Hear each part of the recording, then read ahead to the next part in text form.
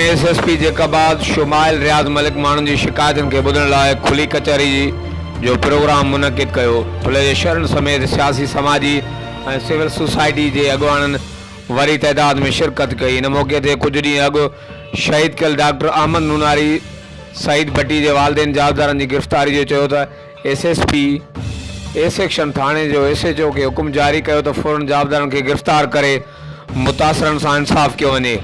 जॾहिं त मोटरसाइकिल चोरी थियण जो सभ खां वधीक शिकायतूं थियण ते एसएसपी हुकुम जारी कंदे चयो त अॼु खां पोइ जेकॾहिं ठुल जे कंहिं बि थाणे जी हद मां मोटरसाइकिल चोरी थियण या फुरत थियण जो वाक़ियो पेश अचे त हद जो एसएचओ पाबंद हूंदो। 15 ॾींहंनि अंदरि चोरी थियल मोटरसाइकिल रिकवर कराईंदो या मोटरसाइकिल रिकवर न कराइण जी सूरत में एसएचओ मोटरसाइकिल जी रक़म भरे ॾींदो।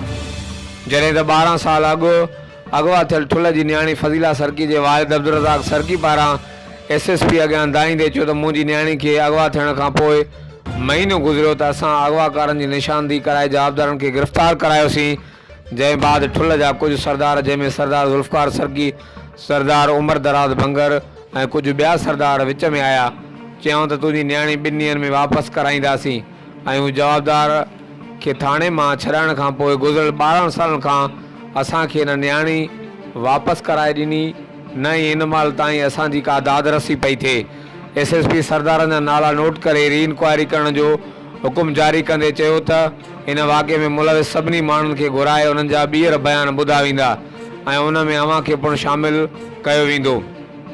जॾहिं त जिस्कम अॻुवान लियाकत सरकी पारां व्याजखोरनि ख़िलाफ़ु आवाज़ उथारींदे चयो त ठुल ऐं भरपासे में व्याज माण्हुनि जो ज़िंदगियूं तबाह करे छॾियूं आहिनि। माण्हू ख़ुदकशियूं करण लाइ तयारु आहिनि। हद जा एसएचओ व्याजनि सां बिट बणियल आहिनि जंहिंजी पुष्टपनाही करे रहिया आहिनि। एसएसपी जवाबु ॾींदे चयो त ठुल जे हर थाणे ऐं चौकियुनि ते व्याजनि जा फ़ोटू समेत पोस्टर लॻाए संदन खे गिरफ़्तार कयो वेंदो। हर वक़्तु आगाह लाइ ॾिसंदा रहो JTN वेब न्यूज़।